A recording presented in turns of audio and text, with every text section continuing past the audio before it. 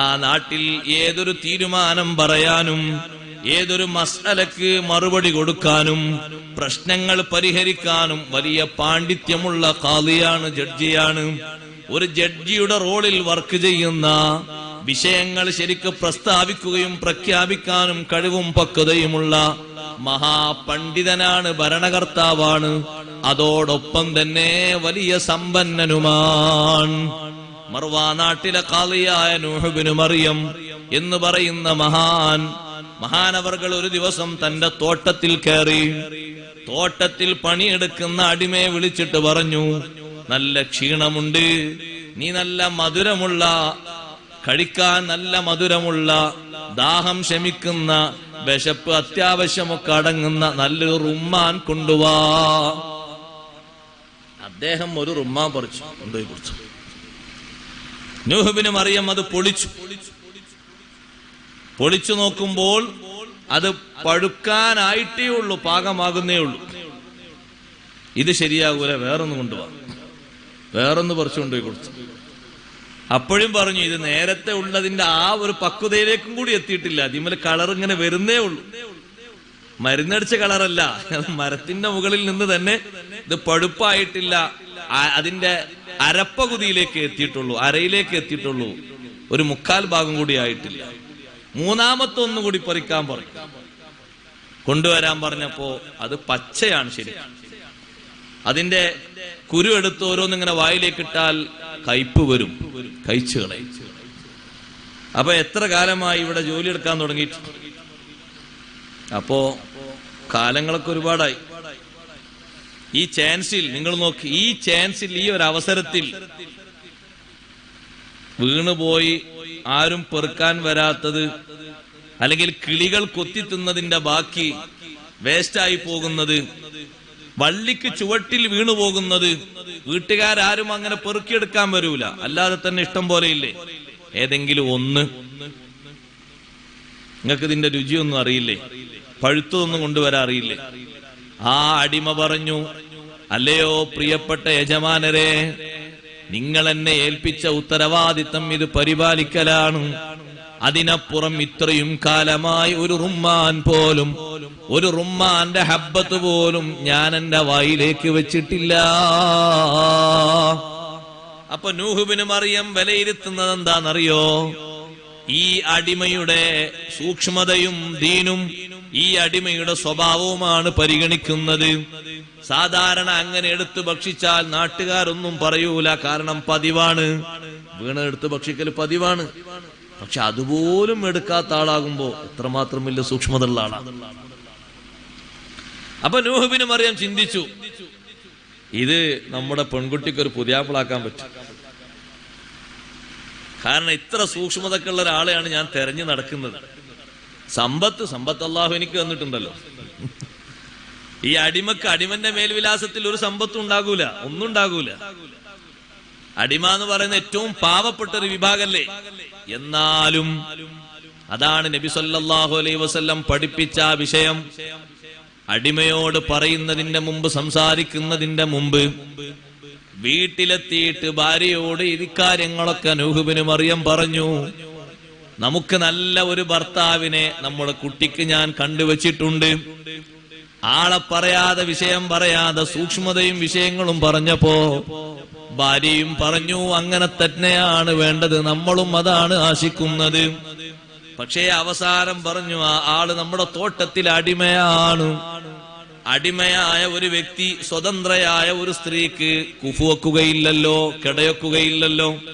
അപ്പൊ എന്തു ചെയ്യും എന്നൊരു പ്രശ്നം ഭാര്യ ഉന്നയിച്ചപ്പോ, നമുക്ക് അദ്ദേഹത്തെ ഇത്ക്ക് ചൊല്ലാം, മോചിപ്പിച്ചാൽ പിന്നെ സ്വതന്ത്രനായല്ലോ, എന്നിട്ട് നമ്മുടെ മകളെ അങ്ങ് ചേർത്തി കൊടുക്കാം. അപ്പോൾ പിന്നെ സമ്മതമായി. മകളോട് ഈ വിഷയം പറഞ്ഞപ്പോ മകൾക്കും സമ്മതമായി. പിന്നെയാണ് അടിമയോട് വിഷയം പോയി പറയുന്നത്. അടിമയെ ഇത്ക്ക് ചൊല്ലിയിട്ട് ആ വിവാഹത്തിന്റെ വേദി ഒരുക്കി. വിവാഹം നടന്നു. ആ സൂക്ഷ്മശാലികളായ ദമ്പതികളിൽ നിന്ന് ലോകത്തേക്ക് സംഭാവന വന്ന മഹാനാണ് അബ്ദുല്ലാഹ് ഇബ്നുൽ മുബാറക് റളിയല്ലാഹു അൻഹു. മഹാപണ്ഡിതനാണ്. പതിനായിരക്കണക്കിന് ആളുകൾക്ക് ഹിദായത്തിന്റെ വഴിയിലേക്ക് വഴി നടത്തിക്കൊടുക്കാൻ ഒരു കുട്ടിയെ, ഒരു സ്വാലിഹായ സന്താനത്തെ, ഒരു ഖുർറത്ത് ഐനായ സന്താനത്തെ, അങ്ങനെയുള്ള ഒരു സംസ്കാരം കെട്ടിപ്പടുക്കുന്നതിന് വഴിയൊരുക്കിയത് വൈവാഹിക ജീവിതത്തിലേക്ക് പാദമൂന്നുമ്പോ മുന്നിൽ കാണേണ്ടത്, ലക്ഷ്യം വെക്കേണ്ടത് ദീനും സ്വഭാവവുമാണ്. ദീനും സ്വഭാവവും ഏറ്റവും പ്രധാനമായി പരിഗണിക്കണം. എങ്കിലേ അത് ശരിയാവുകയുള്ളൂ, അല്ലെങ്കിൽ അത് ചേരൂല. നബി സല്ലല്ലാഹു അലൈഹി വസല്ലം വന്നിട്ട് വിവാഹാലോചന നടത്തിയ സഹോദരിമാരോട് തങ്ങൾ പറഞ്ഞിട്ടില്ലേ? ഹിന്ദെന്ന് പറയുന്ന ഒരു സഹോദരി വന്നിട്ട് തങ്ങളോട് പറഞ്ഞു, നബിയെ, രണ്ടാളുകൾ എന്നെ വിവാഹാലോചന നടത്തിയിട്ട് ഞാൻ ആരെ സെലക്ട് ചെയ്യണം? സെലക്ഷൻ ശരിയാകണം. സെലക്ഷൻ നോക്കേണ്ടത് ബാഹ്യമായ തലത്തിലും അതുപോലെ തന്നെ ജീവിക്കാൻ എത്രമാത്രം ഏക്കർ കണക്കിനുണ്ട് എന്നും, കൊണ്ടുവന്ന വണ്ടി പുതിയ വണ്ടിയാണോ അല്ലെങ്കിൽ അതിന് കുറച്ച് പഴക്കമുണ്ടോന്നോ ഇതൊന്നല്ല നോക്കണ്ടേ. പെണ്ണ് കാണാൻ വന്ന ആള് പുതിയ വണ്ടിയിലാണോ വന്ന് പഴയ വണ്ടിയിലാണോ അതൊന്നല്ല നോക്കേണ്ടത്. അയാളെ ബാക്ക്ഗ്രൗണ്ടായി അന്വേഷിക്കേണ്ടത് അയാളെ ദീനാണ്. അയാളെ കുടുംബത്തിന്റെ സംസ്കാരം എങ്ങനെ, സ്വഭാവം എങ്ങനെ, ദീനീ ചിട്ടയിൽ എങ്ങനെയാണ് അവരുടെ പ്രതിബദ്ധത, നാട്ടിലെങ്ങനെയുണ്ട് ദീനീ ഖിദ്മത്ത്, ആർക്കും അയാളെ പറ്റി അറിയില്ലേ. എന്നാ വീണ്ടും വീണ്ടും വീണ്ടും അന്വേഷിക്കണം. എന്തെങ്കിലും പന്തികേടുകൾ ഒളിഞ്ഞിരിക്കുന്നുണ്ടോ എന്ന് നല്ലോണം അന്വേഷിക്കണം. ഫേസ് കട്ട് മാത്രം നോക്കിയാ പോരാ. അങ്ങനെയാണെങ്കിൽ എത്ര ഷാറുകളുണ്ട്. കാണാനൊക്കെ അത്യാവശ്യം നമ്മളെ പെണ്ണിനോടൊക്കെ ചേരുന്നുള്ള ആ ഒരു ബോഡി ഫിറ്റിംഗ് അത് നോക്കിയാ പോരാ, അവരുടെ ദീനും സ്വഭാവവും നോക്കും. അതാണ് കാര്യമായിട്ട്. ആ രണ്ട് രംഗങ്ങളിലും ഉള്ള കുറവ് കൊണ്ട് വലിയ ഒരു കുറവ് ദാമ്പത്യ ജീവിതത്തിന്റെ രംഗത്തിൽ എന്നും അനുഭവിക്കുന്ന പലരും ഉണ്ട്. ഞാനിത് പറയുന്നത് ഒന്നാമതായി രക്ഷിതാക്കളോടും രണ്ടാമതായി യുവതി യുവാക്കളോടുമാണ്. അപ്പൊ ഏതെങ്കിലും പീറപ്പെണ്ണിന്റെ പിന്നാലെ നീ ആദ്യം തന്നെ ക്ലച്ച് പിടിക്കരുത് ചെറുപ്പക്കാരാ. ഏതെങ്കിലും കണ്ടുവച്ച 8ാം ക്ലാസ്സുകാരന്റെ കൂടെ ആദ്യം തന്നെ നിന്റെ മനസ്സ് നീ കൊടുക്കരുത് ചെറുപ്പക്കാരി. അങ്ങനെയാകുമ്പോ മന്തർലൗന ദീനഹു വഖുലുഖഹു നിനക്ക് നഷ്ടമായി പോകും. നിന്റെ മനസ്സിൽ അത്തരത്തിൽ ഒരാളെ നീ കയറ്റിവെച്ചാൽ, അല്ലെങ്കിൽ ഒരുത്തിയെ കയറ്റിവെച്ചാൽ, അവരുമായി നീ എങ്ങനെ സ്ഥിരമായി മെസ്സേജിലും മറ്റുമായി നീ എങ്ങനെ ബന്ധം സ്ഥാപിച്ചാൽ, പിന്നത് കണ്ടുകൊണ്ടും നേർക്കുനേരെയും ബന്ധം സ്ഥാപിച്ചാൽ, നിനക്കല്ലാഹു കണക്കാക്കിയ നല്ലൊരു വിഹിതം നീ നഷ്ടപ്പെടുത്തിയവനാകും. നിനക്കല്ലാഹു കണക്കാക്കിയ നല്ലൊരു വിഹിതത്തെ നീ നഷ്ടപ്പെടുത്തിയാൽ നിന്റെ ജീവിതത്തിൽ സ്വൈരത, നിന്റെ ജീവിതത്തിൽ സ്വച്ഛന്തത നഷ്ടപ്പെട്ടുപോയി. ആദ്യഘട്ടത്തിലൊക്കെ ഒരുപക്ഷെ അങ്ങനെ അങ്ങ് മുന്നോട്ട് പോകും. പിന്നെ വേണ്ടായിരുന്നു ഈ വയ്യാവേലി ഇതാരോടും പറയാൻ എനിക്കറിയില്ലല്ലോ. തീ തുപ്പുന്ന അനുഭവങ്ങളുമായി മുന്നോട്ട് പോകാതിരിക്കാൻ യുവതീ യുവാക്കളെ, വിവാഹത്തിന്റെ മുമ്പ്, അന്വേഷണം നടക്കുന്നതിന്റെ മുമ്പ്, ബാപ്പയും ഉമ്മയും കാരണവാന്മാരും അന്വേഷിക്കുന്നതിന്റെ മുമ്പ് ഒരാൾക്കും കൽബും ശരീരവും ഭാഷയും സ്വകാര്യതകളും പകർന്നു കൊടുക്കരുത്. അതേറ്റവും വലിയ മഹാദുരന്തമാണ്. അതിന്റെ പേരിലല്ലേ ചിലപ്പോൾ മതപരിത്യാഗം വരെ വെക്കേണ്ടി വരുന്നത്. മതത്തിൽ നിന്ന് പുറത്തേക്ക് പോകേണ്ട സാഹചര്യം വരെ വരുന്നത് അങ്ങനെയല്ലേ. പരിഗണിക്കേണ്ടത് സ്വഭാവമാണ്, സംസ്കാരമാണ്, ദീനാണ്, സൂക്ഷ്മതയാണ്. ഞാൻ ആ വിഷയം തന്നെ പറഞ്ഞാൽ തീരില്ല. നമ്മളെല്ലാവരും ഖുർആനിലൂടെ ഓതുന്നൊരു മഹാചരിത്രമുണ്ട്. ബഹുമാനപ്പെട്ട കലീമുല്ലാഹി മൂസ അലൈഹിസ്സലാം. മൂസാ നബി അലൈഹിസ്സലാം എന്തുകൊണ്ടാണ് ശുഐബ് നബി അലൈഹിസ്സലാം എന്ന് പറയുന്ന ആ നാട്ടിലെ മെച്ചപ്പെട്ട സമ്പന്നതയുള്ള വലിയ സമ്പത്തുള്ള ഒരു നബിയുടെ മകളെ തന്നെ കല്യാണം കഴിക്കാൻ ഒരു വകുപ്പ് പോലും കയ്യിലെത്തിയിട്ടില്ലാത്ത മൂസാ നബി അലൈഹിസ്സലാം എങ്ങനെയാണ് ആ വിഷയത്തിൽ മുന്നോട്ട് വന്നത്? ആ മക്കള് വായിച്ച സ്വഭാവമാണ്. 2 പെൺമക്കൾ വെള്ളം എടുക്കുന്ന ഭാഗത്തേക്ക് അവര് വന്നിരിക്കുന്നു. ഒരുപാട് ആട്ടിടയന്മാർ അവിടെ വെള്ളം മുക്കാൻ വന്നിരിക്കുന്ന ഒരു കിണറിന്റെ സമീപത്ത് ഈ 2 കുട്ടികളും മാറി നിൽക്കുകയാണ്. എന്തേ നിങ്ങൾ മാറി നിൽക്കുന്നത്? ഒന്നുമല്ല, ഇവരൊക്കെ വെള്ളം എടുത്തിട്ടാണ് ഞങ്ങൾ എടുക്കാറുള്ളത്. വഅബൂനാ ശൈഖുൻ കബീർ, ഞങ്ങളെ പിതാവിന് ഇങ്ങോട്ട് വരാൻ കഴിയില്ല. ഞങ്ങളെ പറഞ്ഞയച്ചതാണ് വെള്ളമെടുക്കാൻ വേണ്ടി. ബാപ്പ വയോവൃദ്ധനാണ്. ആരാണ് ഉപ്പ എന്ന ആ സമയത്ത് അറിയില്ല. ശുഐബ് നബി അലൈഹിസ്സലാമിന്റെ മക്കളാണത് പറയുന്നത്. ഉടനെ തന്നെ ഫസഖാലഹുമാ സുമ്മ തവല്ലാ ഇലല്ലില്ല്, അവർക്ക് വേണ്ടി വെള്ളം മുക്കി കൊടുത്തു. ഇവര് പെണ്ണുങ്ങളായതുകൊണ്ട്, നാണമുള്ളത് കൊണ്ട് ആട്ടിടയന്മാരായ ആണുങ്ങളൊക്കെ വെള്ളമെടുത്ത് പൊയ്ക്കോട്ടെ എന്ന് കരുതിയിട്ട് കുറെ നേരം കാത്തിരിക്കേണ്ടി വരുമല്ലോ. പ്രായം ചെന്ന ഉപ്പാക്ക് നേരത്തെ തന്നെ വെള്ളം കിട്ടിയാൽ അതെന്റെ വക ഒരു സംഭാവനയാകുമല്ലോ. ഈ ഒരു സൽപ്രവർത്തനത്തിനാണ് അവിടെ അടിവരയിട്ടത്. നമ്മൾ പഠിക്കേണ്ടത്. ആ രണ്ട് കുട്ടികളും പോയിട്ട് ഈ സംഭവം പോയി പറഞ്ഞു. ഉപ്പാ, അവിടെയുണ്ട് ഒരു ചെറുപ്പക്കാരൻ. മൂസാ നബി അലൈഹിസ്സലാമിന്റെ ശരീരത്തിന്റെ ആ തുടിപ്പും ആ ശരീരത്തിന്റെ കളറും ആ ശരീരത്തിലെ മുടിയും രോമങ്ങളൊക്കെ ഹബീബ് റസൂലുള്ളാഹി സ്വല്ലല്ലാഹു അലൈഹി വസല്ലം അത് കണ്ട് നേരെ കണ്ട് ഇസ്രാഇന്റെ യാത്ര കഴിഞ്ഞ് വന്ന് തങ്ങൾ സ്വഹാബത്തിനോട് പറഞ്ഞില്ലേ, ഞാൻ അന്ന് മൂസാ നബി അലൈഹിസ്സലാമിനെ കണ്ടു.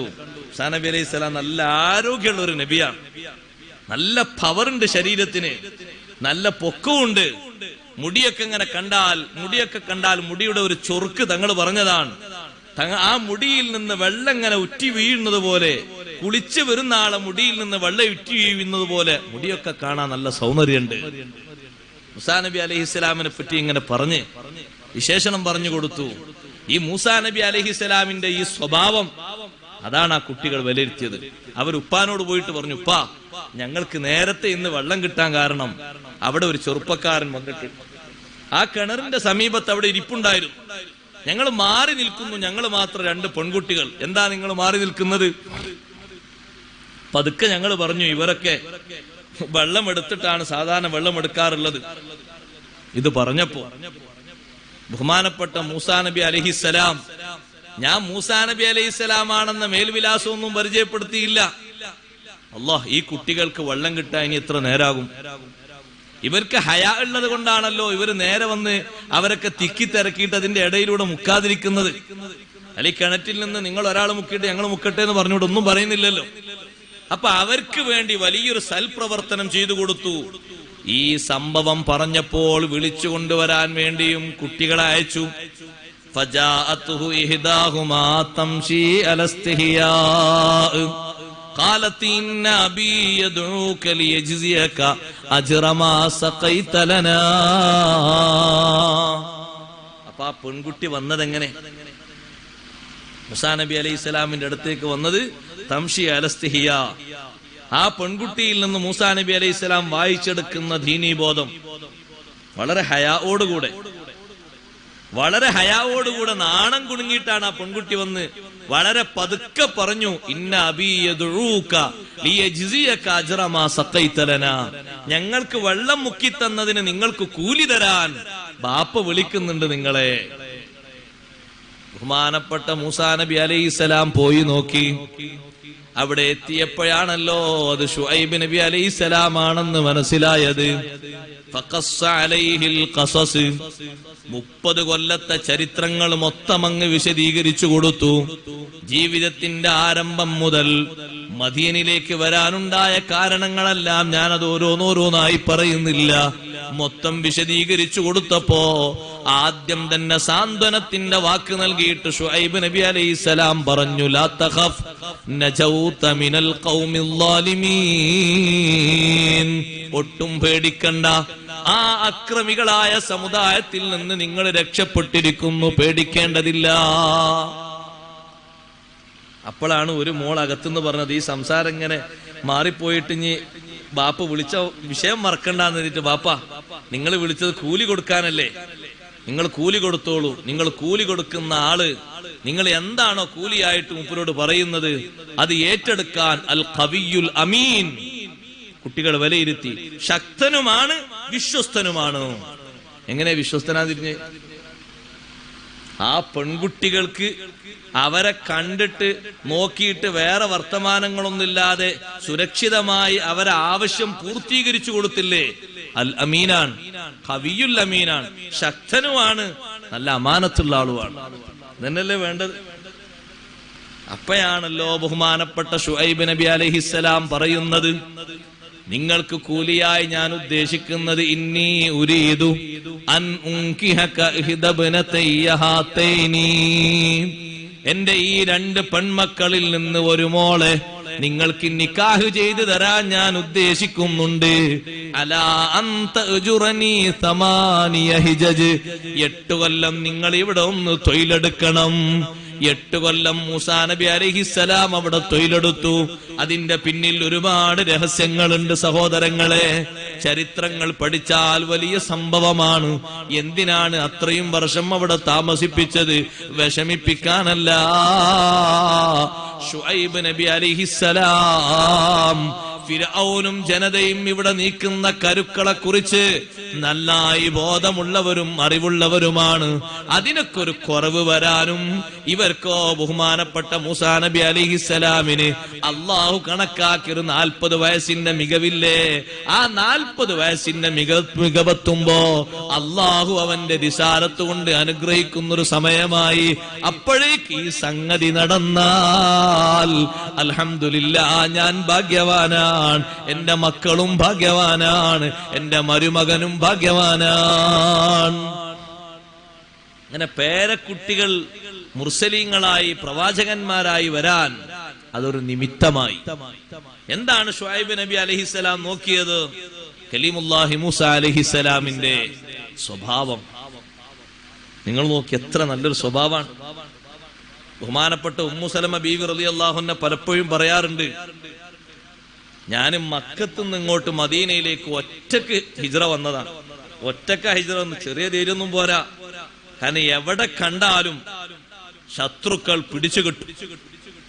ഉമ്മു സലമ ബീവി റളിയല്ലാഹു അൻഹയും ഭർത്താവ് അബൂ സലമ റളിയല്ലാഹു അൻഹു രണ്ടും കൂടി ഹിജ്റ പോകാൻ ഒരുങ്ങുമ്പോ അപ്പോ അബൂ സലമ റളിയല്ലാഹു അൻഹുവിന്റെ കുടുംബക്കാരും ഉമ്മു സലമ റളിയല്ലാഹു അൻഹയുടെ കുടുംബക്കാരും വന്ന് തടഞ്ഞു വെച്ചു.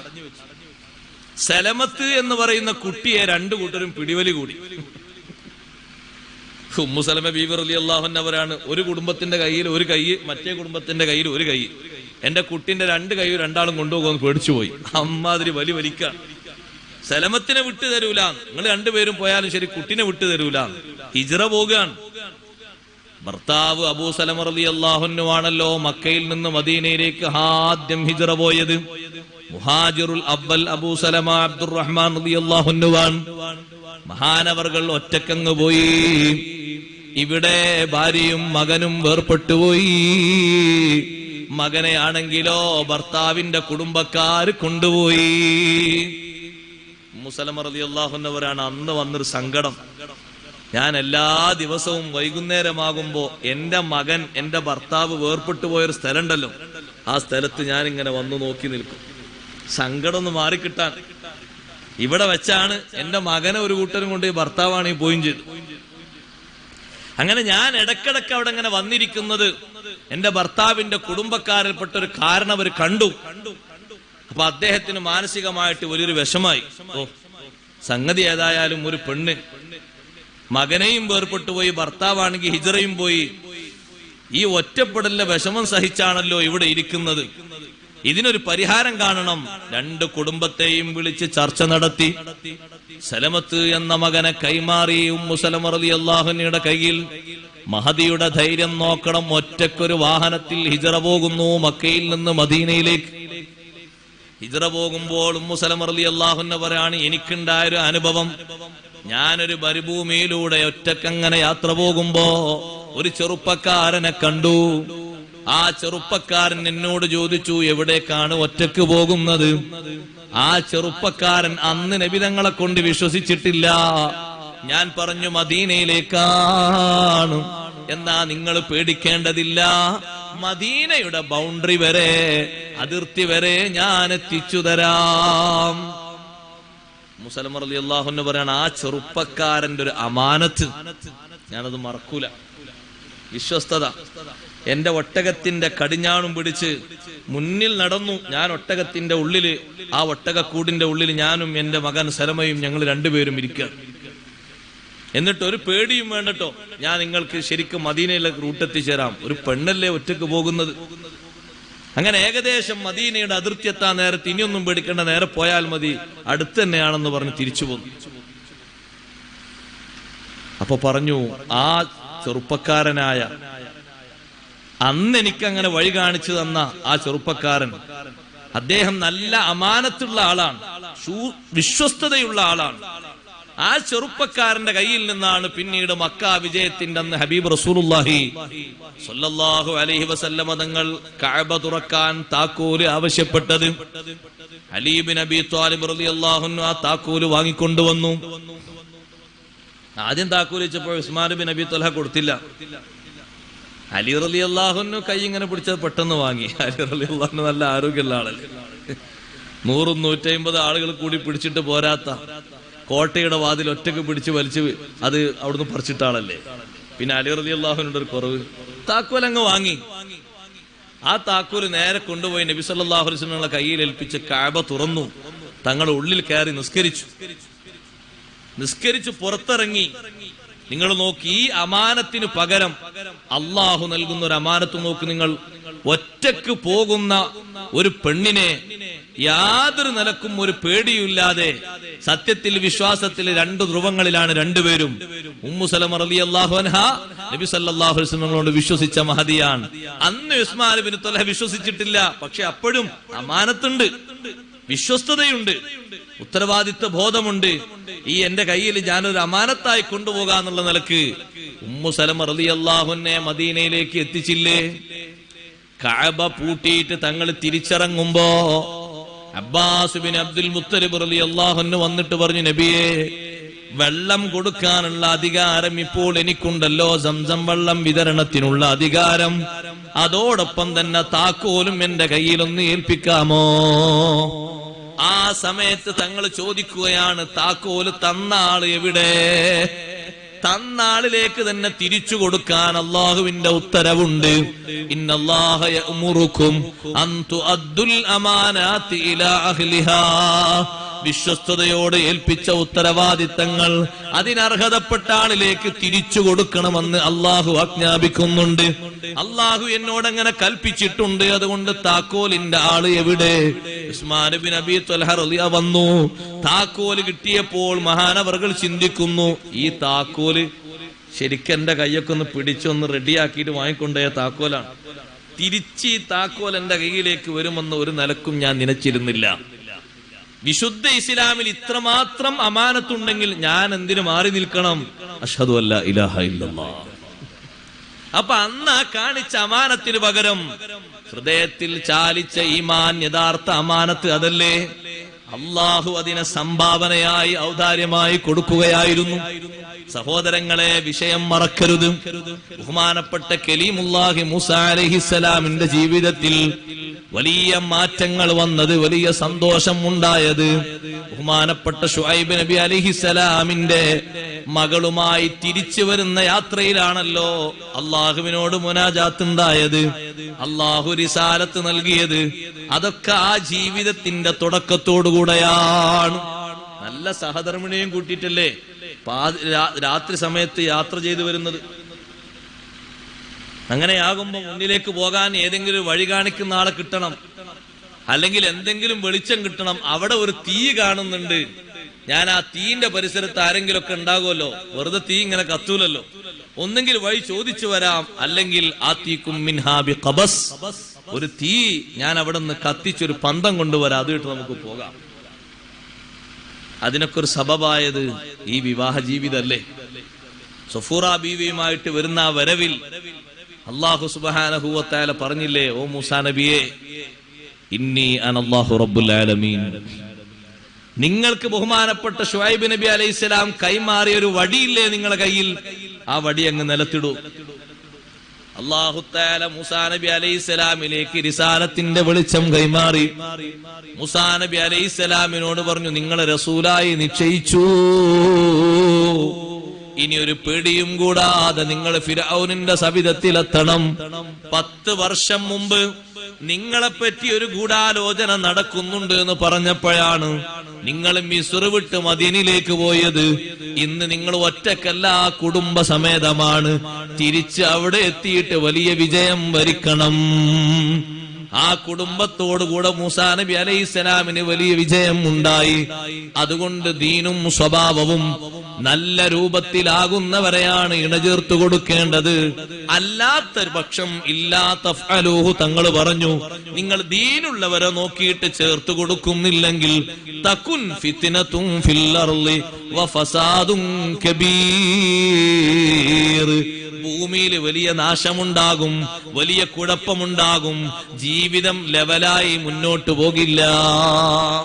സെലക്ഷൻ റെഡിയാകണം, നല്ലവരെ സെലക്ട് ചെയ്യണം. ബഹുമാനപ്പെട്ട ഉമർ ബിൻ ഖത്താബ് റളിയല്ലാഹു അൻഹു തന്റെ മകന് വേണ്ടി എങ്ങനെയാ മകളെ അന്വേഷിച്ചത്? പെൺകുട്ടിയെ പറ്റി ദീനിയാണോ എന്ന് അന്വേഷിച്ചത് എങ്ങനെയാ? ഉമർ റളിയല്ലാഹു അൻഹുവും അടിമ അസ്ലം റളിയല്ലാഹു അൻഹും കൂടി രാത്രി ഇങ്ങനെ യാത്ര ചെയ്യാം. അപ്പൊ ഒരു വീട്ടിൽ നിന്ന് ഒരു ചെറിയ സംസാരം കേൾക്കും. അപ്പൊ മഹാനവർകൾ അവിടെ ഇറങ്ങി എന്താ സംസാരം എന്ന് ശ്രവിക്കാൻ വേണ്ടി. അപ്പൊ ഉമ്മ മകളോട് പറയാം, മോളെ പാലിൽ കുറച്ച് വെള്ളം ഒഴിക്കണം, രാവിലെ വിൽപ്പനക്കുള്ളതാണല്ലോ. വിൽക്കാനുള്ള പാലിൽ വെള്ളം ഒഴിച്ച് വിൽക്കാൻ പാടില്ല, കുടിക്കാനുള്ള പാലിൽ എത്രയും വെള്ളം ഒഴിച്ചോളൂ, ഒരു കുഴപ്പമില്ല. ആരാന് വിൽക്കാനുള്ള പാലായിട്ട് തന്നെ വിൽക്കണ്ടേ, അല്ലെങ്കിൽ വെള്ളം കലർന്ന പാൽ എന്ന് പറഞ്ഞ് വിൽക്കണം, അത് വാങ്ങാൻ ആരും ഉണ്ടാകൂല. പാലില് കുറച്ച് വെള്ളം ഒഴിച്ച്.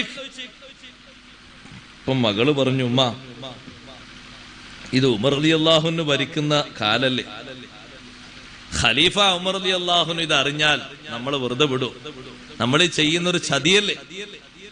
ഉമ്മ പറഞ്ഞു, മോളെ നേരെത്ര പാതിരായി, ഉമർ ബിൻ ഖത്താബ് തങ്ങളൊക്കെ ഉറങ്ങിയിട്ട് നേരെത്ര ആയിട്ടുണ്ടാകും. ആ സമയത്ത് മകള് പറഞ്ഞു, ഉമ്മ നമ്മൾ ഖലീഫക്ക് ലാഹിറിൽ അനുസരിക്കുകയും ബാത്തിനിൽ എതിര് ചെയ്യുകയും ചെയ്താൽ നമ്മൾ അള്ളാഹുവിന്റെ അടുക്കൽ രക്ഷപ്പെടൂലല്ലോ. പുറത്ത് നമ്മൾ പറയാ ഖലീഫയെ നമ്മൾ അനുസരിക്കുന്നുണ്ടെന്ന്, വീട്ടിന്റെ ഉള്ളിലെത്തിയിട്ട് നമ്മൾ എതിരും ചെയ്താലോ? ഖലീഫ താക്കീത് ചെയ്ത വിഷയമാണ്. പലപ്പോഴും ജനങ്ങളിൽ നിന്ന് സംഭവിച്ചപ്പോ ഒരാളും ഇങ്ങനെ ചതി ചെയ്യരുത്, വെള്ളം ചേർത്ത് പാല് വിറ്റുകൊണ്ട് സമ്പത്ത് അധികരിപ്പിക്കരുത്. അത് ചൂഷണപരമായ രീതിയിൽ സമ്പത്ത് വർദ്ധിപ്പിക്കലാണ്. അത് ചെയ്യരുത് എന്ന് ഖലീഫയുടെ ഉത്തരവ്. പുറത്തിറങ്ങുമ്പോ നമ്മളൊക്കെ അംഗീകരിച്ചു എന്ന് പറയാ, ഉള്ളിലെത്തുമ്പോ നമ്മളത് നിഷേധിക്കുകയും ചെയ്യുക, അത് മോശമല്ലയോ? അതിന് മറുപടിയായി ഉമ്മ വേറൊന്നും പറഞ്ഞില്ല. ആ കുട്ടിയുടെ ദീനീ ബോധം കണ്ടിട്ടാണ് ഉമർ റളിയല്ലാഹു അൻഹു അസ്ലം എന്ന അടിമയോട് പറഞ്ഞത്, മോനെ അസ്ലമേ, ആ വീടിന് ഒരു അടയാളം വെക്കണം. അങ്ങനെ അടയാളം വെക്കണം. വീടിനല്ല അവിടെ സൗന്ദര്യം, വീട്ടിന്റെ ഉള്ളിലാണ്. വമാ ഹുബ്ബു ദിയാരി ശഗഫുന ഖൽബി വലാകിൻ ഹുബ്ബു മൻ സകന ദിയാറ. വീടിന്റെ ചുമരും വീടിന്റെ മതിലും അല്ല എന്റെ പ്രിയത്തിന്റെയും എന്റെ അനുരാഗത്തിന്റെയും കാരണം. വലാകിൻ ഹുബ്ബു മൻ സകന ദിയാറ, വീടിന്റെ അകത്ത് താമസിക്കുന്ന ഏറ്റവും ശ്രേഷ്ഠമായ ദീനീബോധമുള്ള പെൺകുട്ടി. ആ പെൺകുട്ടിയുടെ ദീനീബോധം പാതിരാത്രിയിലാണ് അനുഭവിച്ചറിയുന്നത്. അടയാളം വെക്കൂ, അടയാളം വെച്ചു. ഉമർ റളിയല്ലാഹു അൻഹു നേരെ പിറ്റേന്ന് രാവിലെ സിദ്ദീഖുൽ അക്ബർ റളിയല്ലാഹു അൻഹുവിന്റെ മകൻ അബ്ദുല്ലാഹ് റളിയല്ലാഹു അൻഹു വിളിച്ചിട്ട് ചോദിക്കുന്നു, മോനെ അബ്ദുല്ലാഹ്, നല്ലൊരു പെൺകുട്ടിയുണ്ട് മദീനയിൽ, അത്തരത്തിൽ സ്വാലിഹത്തായ ഒരു പെൺകുട്ടിയെ ഇപ്പൊ കാണാൻ പറ്റുമോന്നറിയില്ല, വേണമെങ്കിൽ കല്യാണം കഴിച്ചോളൂ, ശരിയാക്കി തരാം. സിദ്ദീഖ് റളിയല്ലാഹുവിന്റെ മകൻ പറഞ്ഞു, ലീ സൗജ, ഇപ്പൊ ഒരു ഭാര്യ നിൽക്കണ്ടല്ലോ, ഞാൻ മറ്റൊന്നും ഇപ്പൊ ആഗ്രഹിക്കുന്നില്ല, ഇപ്പൊ എനിക്കൊരു ഭാര്യ ഉണ്ട്, വേറൊന്നും ആഗ്രഹിക്കുന്നില്ല. അപ്പൊ അടുത്ത മകനെ വിളിച്ചു, അബ്ദുറഹ്മാൻ റളിയല്ലാഹു അൻഹുവിനെ, മോനെ അബ്ദുറഹ്മാനെ, നല്ലൊരു പെൺകുട്ടിയുണ്ട്, വേണമെങ്കിൽ ഇപ്പോൾ കല്യാണം കഴിക്കാം, ഞാനത് ശരിയാക്കി തരാം.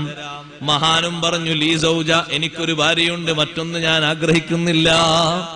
അവർക്കൊന്നും വേണ്ടാന്ന് പറഞ്ഞപ്പോ അതൊരു പരിഗണനയാണ്. സിദ്ദീഖ് റളിയല്ലാഹു അൻഹുവിന്റെ മക്കളെ പരിഗണിക്കണമല്ലോ. കാരണം നബി സല്ലല്ലാഹു അലൈഹി വസല്ലമ തങ്ങൾ കഴിഞ്ഞാൽ ഉമർ റളിയല്ലാഹു അൻഹുവിന് സൃഷ്ടികളിൽ ഏറ്റവും മഹബ്ബത്തുള്ളത് അബൂബക്കറിന് സിദ്ദീഖ് റളിയല്ലാഹു അൻഹുവിനോട്. സിദ്ദീഖ് റളിയല്ലാഹു അൻഹുവിനെ കടത്തി വെട്ടിയിട്ട് ഉമർ റളിയല്ലാഹു അൻഹുവിനെ ഒന്ന് പ്രശംസിക്കാൻ പോലും ഉമർ റളിയല്ലാഹു അൻഹു സമ്മതിച്ചിട്ടില്ല. ഒരു ദിവസം ഒരാൾ പറഞ്ഞു ഉമർ റളിയല്ലാഹുവിനോട്, ഉമർ തങ്ങളെ, നിങ്ങളല്ലേ നബി സല്ലല്ലാഹു അലൈഹി വസല്ലം നിങ്ങൾക്ക് ശേഷം വലിയ ധൈര്യമുള്ള ആള്. ഉമർ റളിയല്ലാഹു അൻഹു പറഞ്ഞു, ആ വാക്ക് തിരുത്തണം. ആ വാക്ക് തിരുത്തണം. അസ്ജഉന്നാസി ബഅദ റസൂലില്ലാഹി സ്വല്ലല്ലാഹു അലൈഹി വസല്ലം അബൂബക്കറിൻ സിദ്ദീഖ് റളിയല്ലാഹു അൻഹു. മുത്തുനബി തങ്ങൾക്ക് ശേഷം ഏറ്റവും ധീരതയുള്ള മഹാൻ ഞാനല്ല, എന്റെയും കൂടി നേതാവായ അബൂബക്കർ സിദ്ദീഖ് തങ്ങളാണ്. മഹാനവറുകളുടെ ജീവിതത്തിലെ ഒരു രാവും ഒരു പകലും എനിക്ക് കിട്ടിയിരുന്നെങ്കിൽ ഞാൻ ഏറ്റവും വലിയ ധീരതയുള്ള ആളാകുമായിരുന്നു.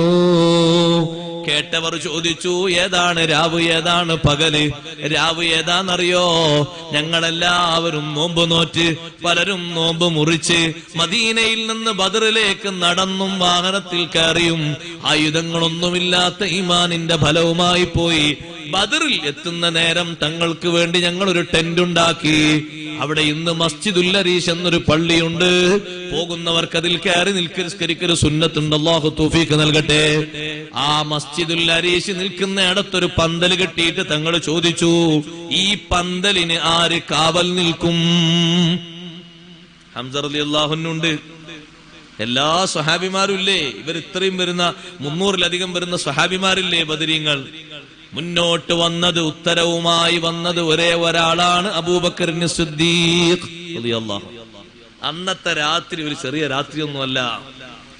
കാരണം ആ പന്തലിന് കാവൽ നിൽക്കുന്ന സിദ്ദീഖ് റളിയല്ലാഹു അൻഹു ഒരു ഭാഗത്താണ് നിൽക്കുന്നതെങ്കിലും പന്തലിന്റെ 4 ഭാഗത്തേക്കും കണ്ണോടിക്കുന്നുണ്ട് ഒരുപോലെ.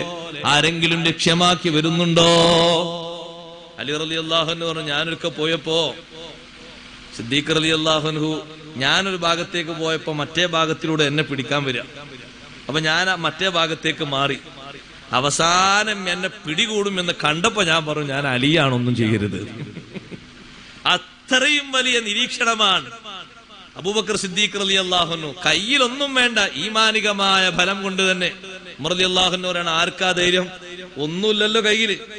അപ്പുറത്ത് സർവ്വസായുധരായ സന്നാഹം, ഏത് നേരവും വരാം, എന്ത് വിഷയങ്ങളുമായിട്ടും വരാം, എന്ത് ചതിയും ഒപ്പിക്കാം. പക്ഷേ ആ കാവൽ നിന്ന ധൈര്യമില്ലേ? ആ ഒരു രാത്രി എന്റെ ജീവിതത്തിൽ ഉണ്ടായിരുന്നെങ്കിൽ എത്ര ഹൈറായിരുന്നു. ഏതാണ് പകലെന്നറിയുമോ? റബീഉൽ അവ്വൽ 12 തിങ്കൾ. തിങ്കളിന്റെ പുലരിയോടുകൂടെ ലോകം ഞെട്ടലോടെ കേട്ടൊരു വാർത്തയുണ്ട്. തൂഫിയ റസൂലുള്ളാഹ് സ്വല്ലല്ലാഹു അലൈഹി വസല്ലം തങ്ങൾ വഫാത്തായി. ഉമർ റളിയല്ലാഹു അൻഹു പറയാണ്, അപ്പോഴേക്ക് എന്റെ അവസ്ഥ മാറിപ്പോയി. എനിക്കത് കേൾക്കാൻ പറ്റിയില്ല. എന്റെ അവസ്ഥക്കൊരു മാറ്റം വന്നു. ഞാൻ എന്റെ ചെറിയ ഘടകവും ഉയർത്തിപ്പിടിച്ചിട്ട് ഞാൻ പറഞ്ഞു, എന്റെ ഹബീബ് മരണപ്പെട്ടു എന്ന് ആരെങ്കിലും എന്നോട് പറഞ്ഞാൽ ഞാൻ അവന്റെ തല ഉടലിൽ നിന്ന് വേർപ്പെടുത്തു പറഞ്ഞു ഞാൻ ധൈര്യത്തോടെ നിൽക്കുകയാണ്. സ്വഹാബത്തൊക്കെ മാറി നിൽക്കാൻ ഉമർ റളിയല്ലാഹു അൻഹു നൃത്തം കണ്ടിട്ട്. വഫാത്ത് നടക്കുമ്പോ സിദ്ദീഖ് റളിയല്ലാഹു അൻഹു പരിസരത്തില്ല. മഹാനവർകൾ സുൻഹ എന്ന് പറയുന്ന പ്രദേശത്ത് കച്ചവടത്തിലാണ്. വിവരം കിട്ടിയ ഉടൻ തന്നെ കച്ചവടം നിർത്തി അവിടെ ഓടി വന്നു. അപ്പോ കാണുന്ന രംഗന്താ, സ്വഹാബത്ത് ഒരു കൂട്ടം സ്വഹാബത്ത് ഒരു ഭാഗത്ത് മാറി നിൽക്കുന്നുണ്ട്. വീട്ടിലേക്ക് വരാൻ അവർക്ക് തടസ്സം ഉമർ റളിയല്ലാഹു അൻഹുവിന്റെ നൃത്തം മാത്രമാണ്. ഉമർ റളിയല്ലാഹു അൻഹുവിന്റെ മഹബ്ബത്തിന് അങ്ങ് മൂർച്ച കൂടിയപ്പോൾ വന്നൊരവസ്ഥയാണത്. അതൊരു അബദ്ധമായിട്ടോ വേറെ എന്തെങ്കിലും രോഗമായിട്ടോ ഒരു സ്വഭാവമായിട്ടോ ഗണിക്കാവതല്ല. മഹബ്ബത്ത് അങ്ങ് കൂടി വന്നാൽ ഇഷ്ക്, ആ ഇഷ്കും അപ്പുറത്തേക്ക് എത്തിയാൽ വരുന്നൊരവസ്ഥയുണ്ട്. ആ അവസ്ഥയാണ് സത്യത്തിൽ വന്നത്. ഉമർ റളിയല്ലാഹു അൻഹു അത് കേൾക്കാൻ കഴിയുന്നില്ല. പക്ഷേ ഉമർ റളിയല്ലാഹു അൻഹു പറയാണ്, ഞാൻ അങ്ങനെ ഒരു ചൂടിൽ നിൽക്കുമ്പോ എന്റെ ചൂട് തണുപ്പിക്കാൻ മാത്രം അന്നൊരു ധൈര്യമുള്ള ആളുണ്ടെങ്കിൽ അത് അബൂബക്കർ സിദ്ദീഖ് റളിയല്ലാഹു അൻഹു മാത്രം. സിദ്ദീഖ് റളിയല്ലാഹു അൻഹു നേരെ വന്നു, വീട്ടിലേക്ക് കയറി. പുന്നാരപ്പൂവിന്റെ മുഖത്തിൽ നിന്ന്, പരിശുദ്ധമായ പൂമേനിയിൽ നിന്ന്, മുഖഭാഗത്ത് നിന്ന് തുണി നീക്കിയിട്ട് ഫഖബ്ബലഹു, തങ്ങളെ ചുംബിച്ചു. ചുംബിച്ചിട്ട് പറഞ്ഞു, ബി അബീ അൻത വ ഉമ്മീ യാ റസൂലല്ലാഹ്, എന്റെ ഉപ്പയും എന്റെ ഉമ്മയും തങ്ങൾക്ക് സമർപ്പിക്കുന്നു നബിയെ. അവരെക്കാളും വലുത് തങ്ങളാണ് എനിക്ക്. ലാ യജ്മഉല്ലാഹു അലൈക മൗതതൈൻ, 2 മരണം അല്ലാഹു തങ്ങൾക്ക് തന്നിട്ടില്ലല്ലോ. അമ്മൽ മൗതത്തുല്ലതി ഖദ് കുതിബത് അലൈക ഫഖദ് മുത്തൽ ആൻ, അല്ലാഹു നിശ്ചയിച്ച മരണം തങ്ങൾ സ്വീകരിച്ചിട്ടുണ്ടല്ലോ. അങ്ങനെ പറഞ്ഞിട്ട് ഗസാലി ഇമാം തങ്ങൾ പറഞ്ഞ വാക്കും കൂടി ബാക്കിയുണ്ട്. ഉദ്കുർനാ ഇൻദ റബ്ബിക, ഇവിടുന്ന് തങ്ങൾ ഞങ്ങളിൽ നിന്ന് ഭൗതിക ലോകത്തിൽ നിന്ന് പിരിയുകയാണ്. റബ്ബിന്റെ സവിധത്തിലെത്തുമ്പോ ഞങ്ങളെ ഓർക്കണേ നബിയേ, ഞങ്ങളെ മറക്കരുതേ നബിയേ. ആ സംസാരങ്ങളൊക്കെ കഴിഞ്ഞ് പുറത്തിറങ്ങുമ്പോ ഉമർ ഇബ്നുൽ ഖത്താബ് തങ്ങളെ നൃത്തമാ കാണുന്നത്. ഒരൊറ്റ പ്രഖ്യാപനമാണ്, മൻ കാന യഅ്ബുദു മുഹമ്മദൻ ഫഇന്ന മുഹമ്മദൻ ഖദ് മാത് സല്ലല്ലാഹു അലൈഹി വസല്ലം. പേര് കേൾക്കുമ്പോ സ്വലാത്തെല്ലാം വിട്ടുപോകരുത്. മൻ കാന യഅ്ബുദു മുഹമ്മദൻ സല്ലല്ലാഹു അലൈഹി വസല്ലം, മുത്തുനബി തങ്ങൾ ആരെങ്കിലും ആരാധിക്കുന്നുണ്ടെങ്കിൽ ഫഇന്ന മുഹമ്മദൻ സല്ലല്ലാഹു അലൈഹി വസല്ലം ഖദ് മാത്, ഇദാ തങ്ങൾ വഫാത്തായിരിക്കുന്നു. വമൻ കാന യഅ്ബുദു റബ്ബ മുഹമ്മദിൻ സല്ലല്ലാഹു അലൈഹി വസല്ലം ഫഇന്നഹു ഹയ്യുൽ ലാ യമൂത്. മുഹമ്മദ് നബി സല്ലല്ലാഹു അലൈഹി വസല്ലം തങ്ങളുടെ റബ്ബാകുന്ന അല്ലാഹുവിനെയാണോ ഇബാദത്ത് എടുക്കുന്നത്? അല്ലാഹു മരിച്ചിട്ടില്ല, മരിക്കുകയില്ല. അല്ലാഹ് ഹയ്യാണ്, കാലകാലം ജീവിക്കുന്നവനാണ്. എന്നിട്ടൊരായത്തും ഓതിക്കൊടുത്തു, വമാ മുഹമ്മദുൻ ഇല്ലാ റസൂലുൻ ഖദ് ഖലത് മിൻ ഖബ്ലിഹിർ റുസുൽ അഫഇൻ മാത ഔ ഖുതില ഖലബതും അലാ അഖാബികും വമൻ യൻഖലിബ് അലാ അഖിബൈഹി ഫലൻ യദുറല്ലാഹ ശൈഅ വസയജ്സില്ലാഹു ശാകിരീൻ. ആ ആയത്തങ്ങ് കേട്ടപ്പോഴാണ് വാള് തായോട്ട് വീണത്. ഉമർ റളിയല്ലാഹു അൻഹു പറയാണ്, ആ ആയത്ത് അപ്പോൾ ഇറങ്ങിയതാണെന്ന് ഞാൻ വിചാരിച്ചു പോയി. അപ്പൊ ആയത്തിറങ്ങൂലല്ലോ, ആയത്തിറങ്ങേണ്ട സമയം കഴിഞ്ഞില്ലേ? ഈ ഒരു ധൈര്യമില്ലേ? ഇത് വല്ലാത്ത ധൈര്യമാണ്. ആ പകലിൽ അങ്ങനത്തെ ഒരു ധൈര്യം അഷ്റഫുൽ ഖൽഖ് സ്വല്ലല്ലാഹു അലൈഹി വസല്ലം തങ്ങൾക്ക് ശേഷം എനിക്കല്ല വന്നത്, അബൂബക്കർ സിദ്ദീഖ് റളിയല്ലാഹു അൻഹുവിനാണ്. ഇത്രത്തോളം ബഹുമാനിക്കുന്ന ആളല്ലേ ഉമർ റളിയല്ലാഹു അൻഹു. അതുകൊണ്ടാണ് മക്കളെ അങ്ങനെ പരിഗണിച്ചത്. ആ ഉമർ ബിൻ ഖത്താബ് റളിയല്ലാഹു അൻഹു മകൻ ആസിമിനെ വിളിച്ചിട്ട് പറഞ്ഞു, മോനെ ആസിമേ, ഞാനിപ്പോ ഖലീഫയാണ്. ഒരു പെണ്ണ് കെട്ടാൻ, ഒരു കല്യാണം കഴിക്കാൻ ഇപ്പൊ ഞാൻ ആഗ്രഹിക്കുന്നുണ്ടെങ്കിൽ ഇന്നലെ രാത്രി കേട്ടറിഞ്ഞ, അനുഭവിച്ചറിഞ്ഞൊരു പെൺകുട്ടിയുണ്ട്. ആ പെൺകുട്ടിയാണ് ഞാൻ തിരഞ്ഞെടുക്കുക. അതുകൊണ്ട് അസ്ലമിന്റെ കൂടെ മോനെ ആസിമെ പോകണം. പോയിട്ട് ആ കുട്ടിയെ കണ്ടുവന്ന് അവരെ കല്യാണം കഴിക്കണം. അങ്ങനെ ആസിം റളിയല്ലാഹു അൻഹു പോയി ആ പെൺകുട്ടിയെ കല്യാണം കഴിച്ചു. ഉമർ റളിയല്ലാഹു അൻഹു അതിനുള്ള ഏർപ്പാടുകളൊക്കെ ചെയ്തു കൊടുത്തു. അവരിൽ നിന്ന് പിറന്ന സന്താനമാണ് 2.5 വർഷം ഭരിച്ചപ്പോഴേക്ക് ലോകത്തിന്റെ ഗതിവിഗതികൾ മുഴുവനും മാറ്റിത്തിരുത്തിയത്, ലോകത്തിന്റെ അധർമ്മങ്ങൾ മുഴുവനും അവസാനിപ്പിച്ച് വലിയ നീതിയുടെ അധ്യായങ്ങൾ ലോകത്ത് തുന്നിച്ചേർത്തത് ഈ ദമ്പതികളിലൂടെ പിറന്ന പുത്രനാണ് ഉമർ ഇബ്നു അബ്ദുൽ അസീസ് റളിയല്ലാഹു അൻഹു. നിങ്ങൾ നോക്കൂ, ഉമർ ഇബ്നു അബ്ദുൽ അസീസ് റളിയല്ലാഹു അൻഹു ഇവരെ പേരക്കുട്ടിയാ. അങ്ങനെ സന്താന പരമ്പരയിലൂടെ വന്നൊരു മാറ്റം നോക്ക് നിങ്ങൾ. എത്രമാത്രം വലിയ മാറ്റമാണ് ഉണ്ടായത്. അതിന് സഹോദരങ്ങളെ ആദ്യം ചെയ്യേണ്ടത് അങ്ങനെയാണ്. ദീനിയായ നിലക്ക് തെരഞ്ഞെടുത്തിട്ടില്ലെങ്കിലോ മക്കള് നന്നാകുമോ ഇല്ല, കുടുംബ ജീവിതത്തിൽ സ്വസ്ഥത ലഭിക്കുമോ ഇല്ല.